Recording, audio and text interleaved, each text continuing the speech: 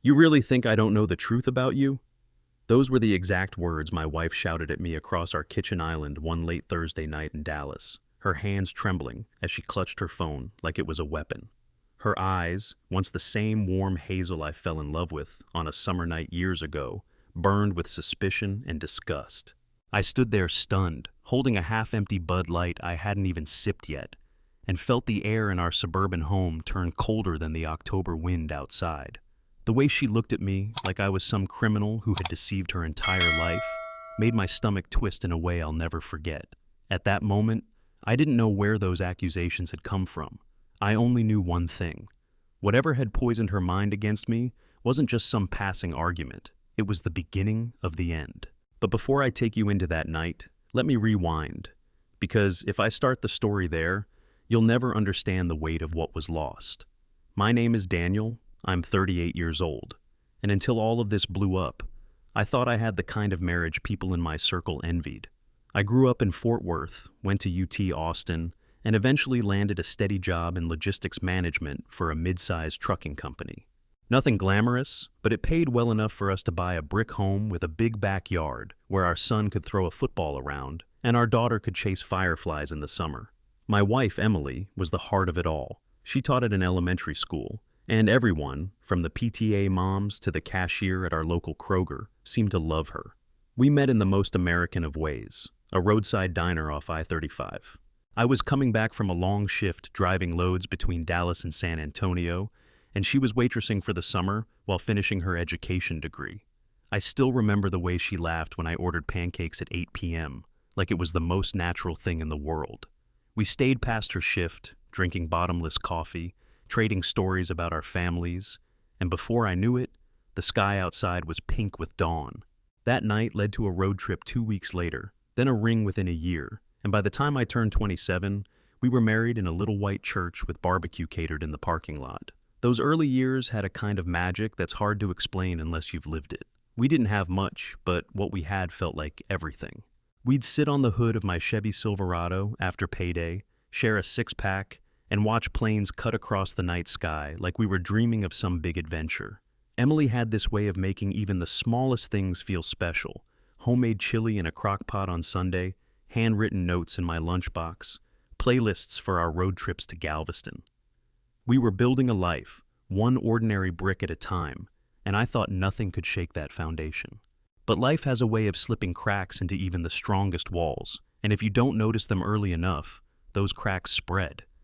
Looking back now, I see the signs I missed. It started small, so subtle I brushed it off. A new group of friends Emily met at work.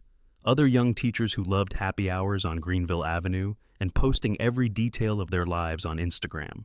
Suddenly, she was dressing differently for nights out. Tighter dresses, more makeup than I'd seen her wear in years. She'd come home flushed, smelling like fruity cocktails and perfume that wasn't hers, insisting they'd just been talking shop. I wanted to believe her, so I did. Then there were the late-night texts. At first, I told myself it must be lesson plans or parents reaching out, but she started shielding her phone whenever I walked by. If I asked who it was, she'd get defensive, snapping, "Why do you care so much? Can't I have some privacy?" And that cut me deep, because in our marriage, we'd never been the type to hide anything. My phone sat unlocked on the counter. Hers might as well have been a vault. I should have pressed harder, but I didn't. Instead, I convinced myself that maybe I was just being paranoid. Maybe marriage just changes after a decade. Maybe I needed to give her more space. That's the cruel trick of trust. You don't realize how fragile it is until someone starts whispering lies into the cracks. The real shift came one night at our neighbor's cookout. It was late summer, Texas heat clinging to the air, and we were standing with paper plates piled high with brisket and potato salad. One of Emily's new friends, a woman named Carly, made a joke about how men always lie about their overtime hours. Emily laughed a little too hard, eyes flicking toward me, and Carly leaned in, whispering something that made her smirk. I remember asking, "What's so funny?" And Emily brushing it off with a wave of her hand, saying, "Nothing, babe, just girl talk." But it didn't feel like nothing. It felt like being excluded from my own marriage, like there was some private script being written that I wasn't allowed to read. Still, I kept swallowing it down. For the kids, for the years we'd built together, for the dream I thought was still alive. But that Thursday night in October, the night she screamed at me, phone shaking in her hand. That was when I realized those whispers and smirks weren't harmless. They were seeds of poison. She accused me of cheating. Me. Said she had proof from a friend who claimed they saw me at a motel off Highway 75 with some blonde woman.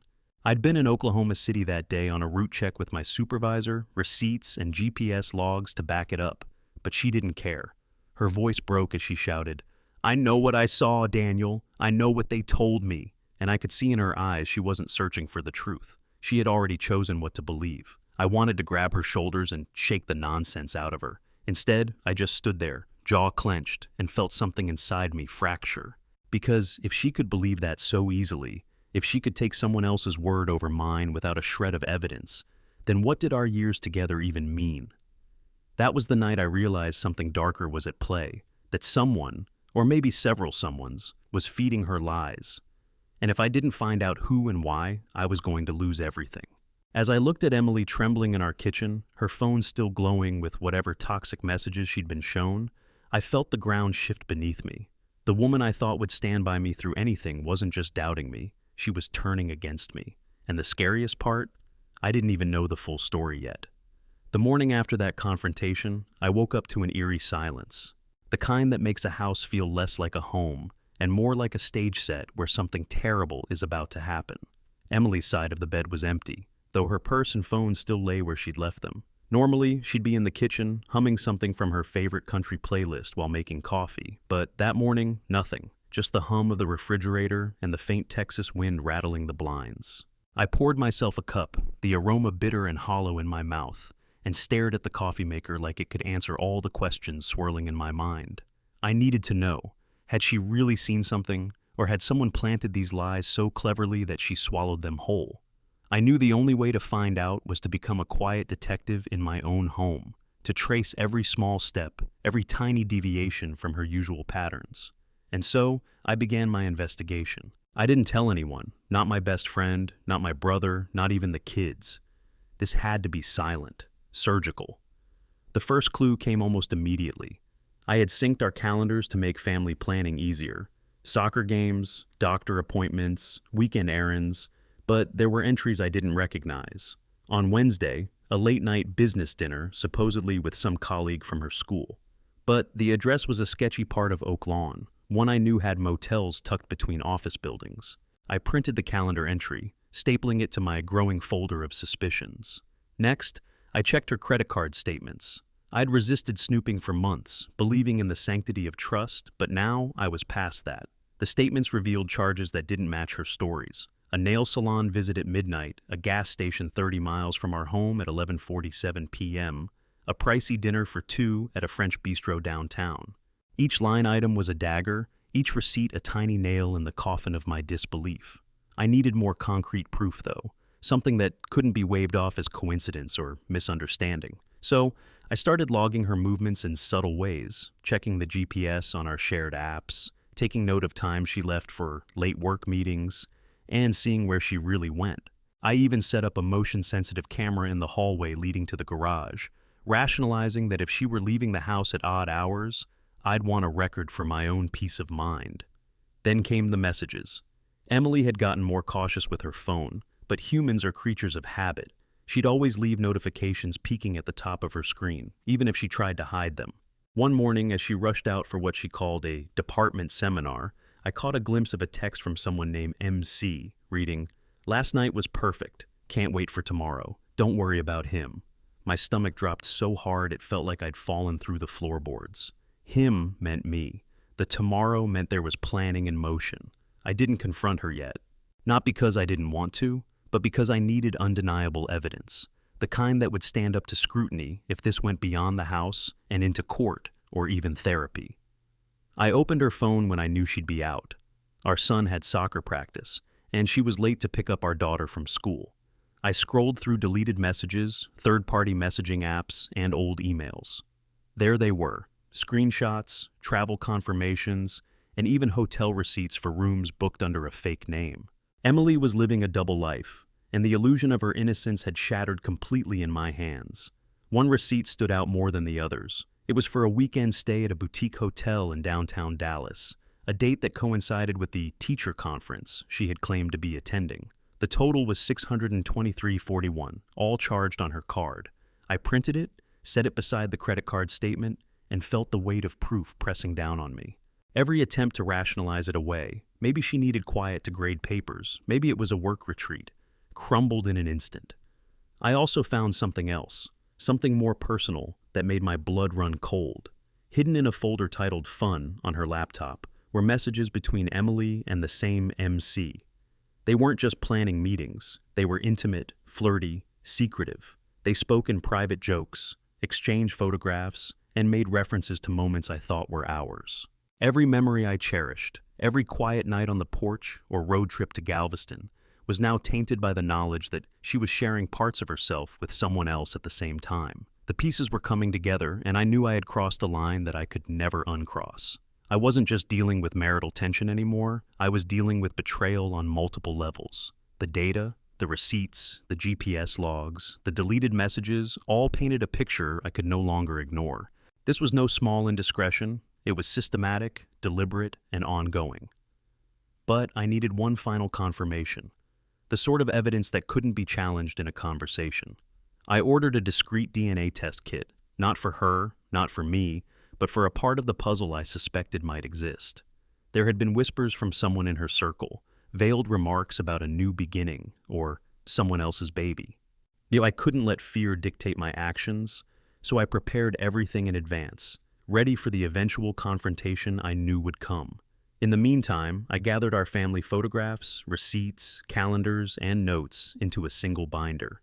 Each page was a testament to the discrepancy between the Emily I knew and the Emily she had become. I started to see patterns, times she was working late, that always aligned with trips to areas I hadn't approved, messages that were deleted too carefully to be innocent, and social media posts that hinted at a secret life I'd been blind to. And then it happened. One Thursday evening, after weeks of silent observation, my suspicions were confirmed. I was reviewing her iMessage backups on my laptop when a pop-up notification appeared, a delivery confirmation from a florist addressed to MC, with Emily's personal note attached. The note read, "Can't wait to see you tonight. I hope he doesn't find out." I felt my hands go numb, my coffee cup slipping from my fingers and clattering against the counter. This was it. The abstract fear I'd been carrying for weeks had manifested into undeniable proof. The lies, the manipulation, the secrecy, they weren't in my head. They were real, tangible, and horrifying.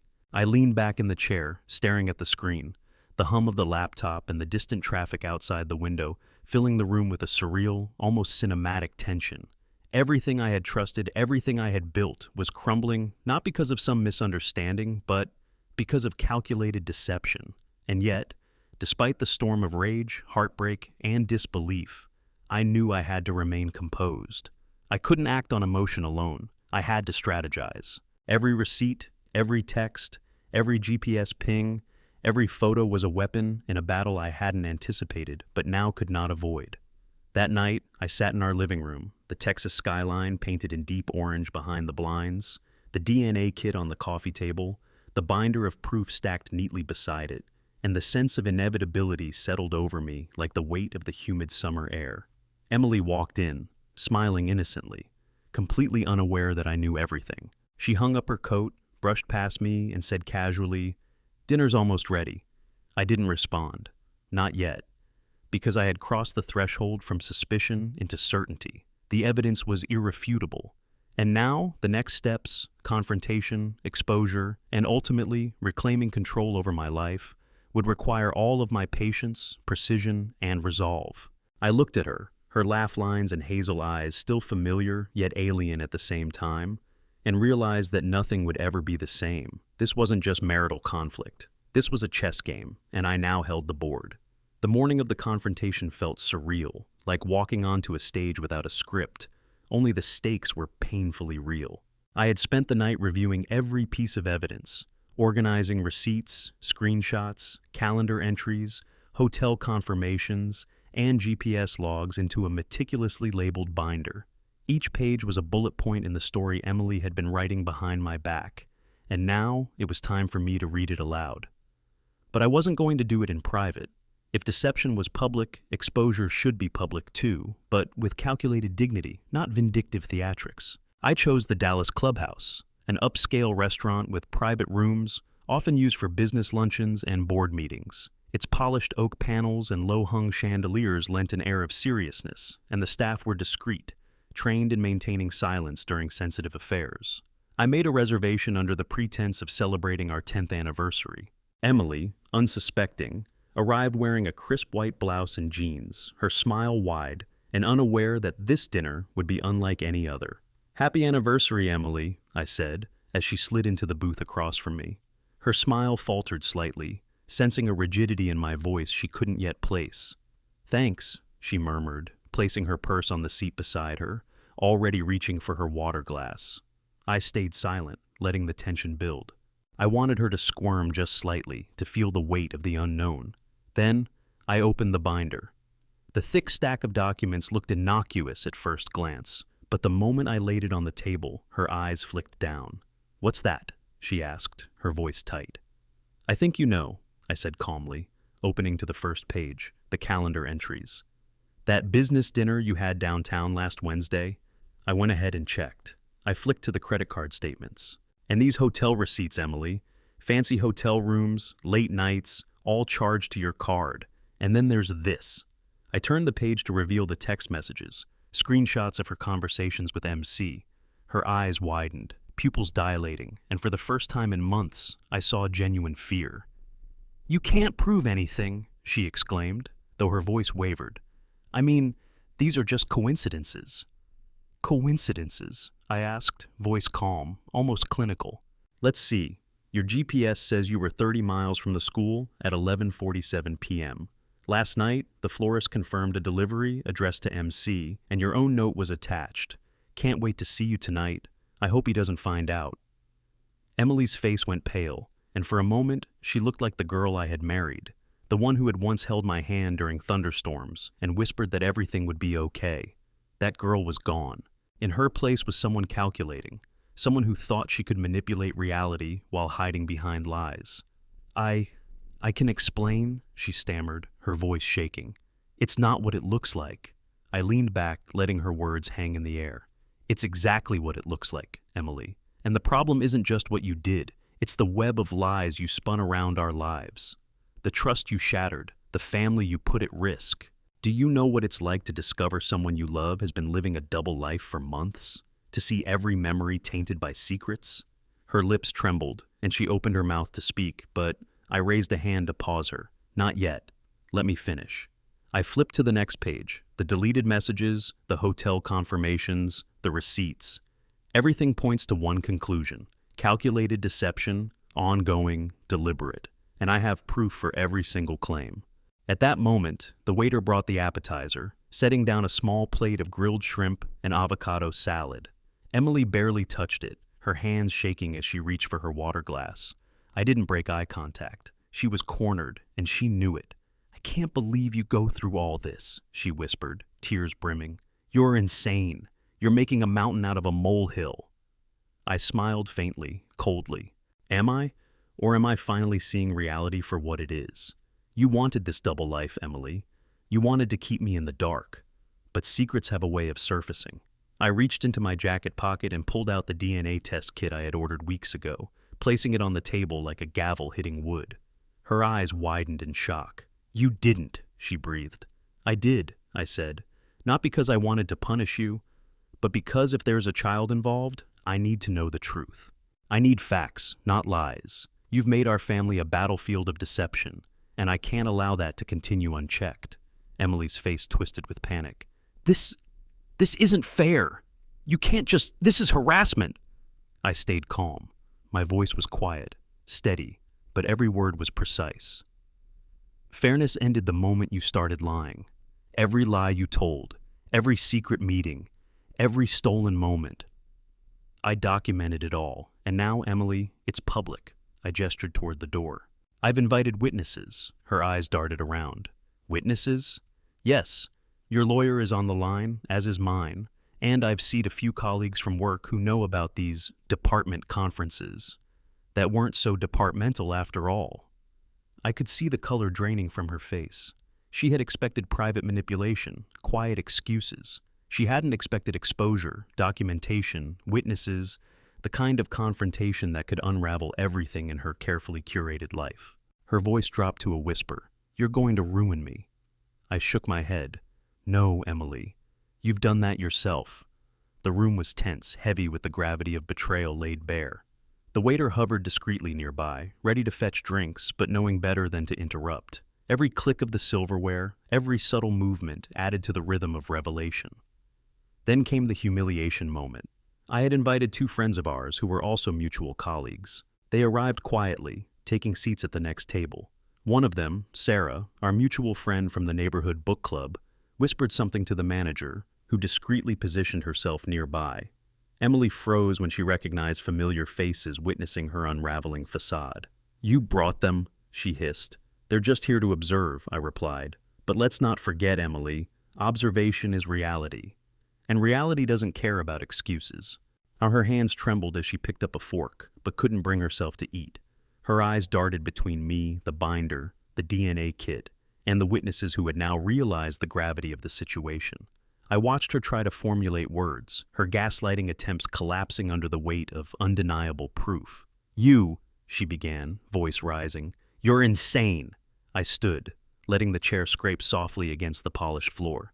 "Insane is believing lies, Emily.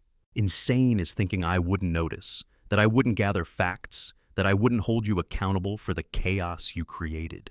A small gasp rippled through the witnesses. The tension was cinematic, each word landing like a bullet. Emily's mouth opened and closed, no coherent defense forthcoming. She finally collapsed back into the chair, the weight of exposure pressing down. I leaned closer, voice low, almost a whisper, but cutting. "Do you understand now? Every lie, every hidden text, every secret meeting, it's all here, and it's all going to be addressed in court if necessary, with everyone who needs to know watching. This isn't revenge, this is reality catching up with you." A subtle click sounded behind me. The waiter had pressed a discreet button on a handheld device, signaling the manager who recorded the room for security purposes. Every movement, every expression, every flicker of fear on Emily's face was captured. I didn't gloat, I didn't yell, I didn't throw plates or break glasses. The humiliation came from truth itself. Emily's phone buzzed. She reached for it, eyes widening as a series of messages appeared. Her mother, her friend, her coworker, all asking if she was okay, if she had told me the truth yet.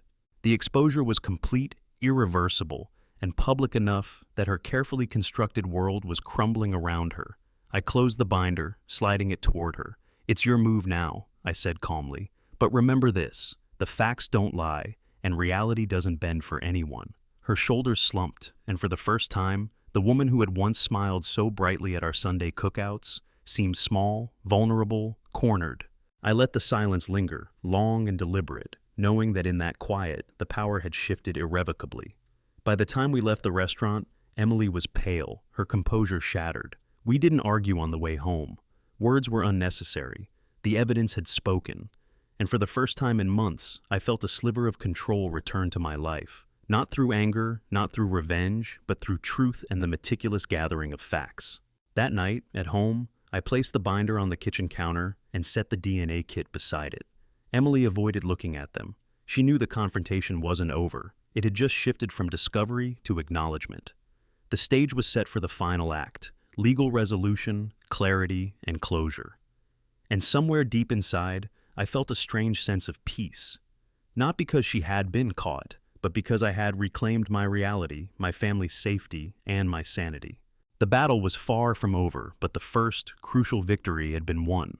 Not with anger, not with confrontation, but with preparation, evidence, and unyielding patience. The days following the confrontation were a strange blend of relief, exhaustion, and surreal calm. It was as if the storm had passed, leaving a quiet aftermath that demanded careful navigation. I knew the next steps had to be precise: divorce proceedings, custody arrangements, and financial settlements. But I also needed to reclaim the ordinary, everyday moments that Emily's deception had stolen from me. The lawyer meetings were procedural but tense. I sat across from my attorney in a small conference room, surrounded by folders stacked high with evidence. The hotel receipts, the credit card statements, the text messages, the GPS logs, and the DNA kit results. Each page reinforced the reality that Emily's lies weren't just emotional betrayals. They were meticulously orchestrated deceptions that impacted our family and finances. The attorney, a sharp, no-nonsense woman named Marcy, laid out our strategy. We're going to ensure the divorce terms reflect not only the financial mismanagement, but also the custody and welfare of your child, she said, flipping through the binder.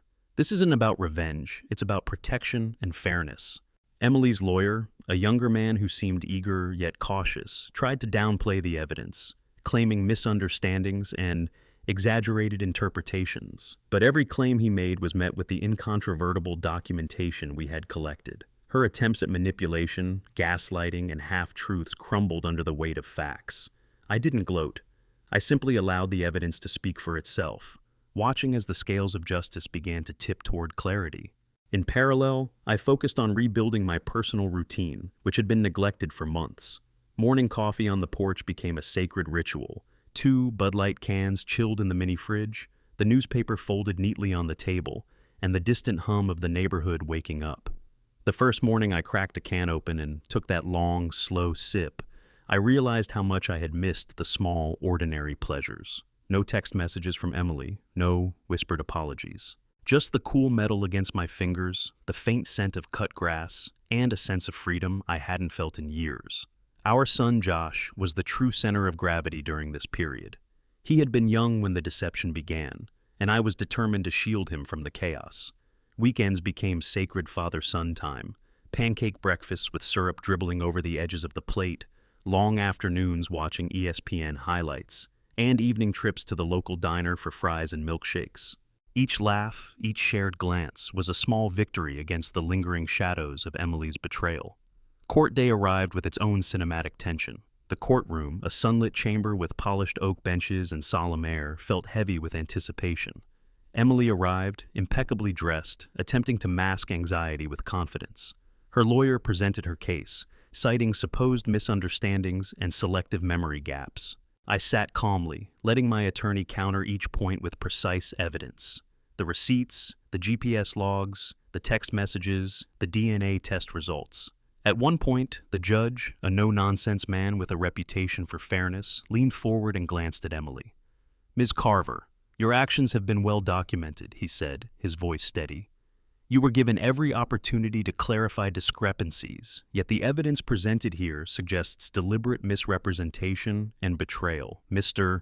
Reynolds has acted in good faith to uncover the truth for the protection of his family." The gavel echoed like a drumbeat, final and resolute. The verdict reflected reality. The divorce was finalized with equitable distribution of assets. Custody was granted primarily to me, with Emily receiving supervised visitation. The financial settlements accounted for the deception, ensuring that Josh's life and stability were not compromised. And just like that, the legal battle, which had loomed like an oppressive storm cloud, was over. Returning home that evening, the quiet felt almost surreal. I poured myself a Bud Light and stepped onto the porch, watching Josh play with a crayon drawing he had left on the railing, an abstract explosion of reds and blues, messy but full of life. I felt a warmth in my chest, not from triumph, but from the reassurance that the child I loved would continue to grow in a stable, honest environment. I began the slow, deliberate process of healing. Therapy sessions helped untangle the emotions, anger, betrayal, sadness, and grief, allowing me to confront them without letting them control my actions. Each session felt like uncovering a hidden room in my own mind, filled with memories of laughter and love that had been overshadowed by deception. Slowly, I began to integrate the past without letting it dominate the present. Even mundane tasks became therapeutic. Grocery runs on Sunday mornings, where Josh insisted on pushing the cart, became exercises in patience and mindfulness. I found joy in the little victories, making Josh's favorite peanut butter sandwiches, catching him as he tried to skateboard down the driveway, even listening to him narrate his imaginary adventures with his toy dinosaurs. These moments reminded me that life, despite the upheaval, was still beautiful and worth investing in. As weeks turned into months, Emily's presence in our lives diminished naturally. She tried to reach out, initially with veiled apologies and explanations, but I maintained boundaries. Our interactions were limited to logistical necessities for Josh. The absence of constant tension allowed a different kind of peace to settle in, a quiet that wasn't empty, but filled with the assurance that truth and integrity had prevailed. I also began reconnecting with friends and colleagues I had neglected. Barbecue nights in the backyard, spontaneous road trips to Austin, football games with old buddies, these experiences restored a sense of normalcy. I discovered that humor and lightheartedness could coexist with grief and disappointment, and that rebuilding one's life after betrayal didn't require rushing past the pain, but embracing it as part of the journey. Reflecting on the entire ordeal, I realized the true lesson wasn't about revenge, punishment, or even justice. It was about reclaiming control over one's own life. Emily's betrayal was devastating, yes, but the choice of how to respond, to escalate or to rise above, defined the outcome. By prioritizing truth, stability, and the well-being of our child, I had created a life that was richer, calmer, and ultimately more fulfilling.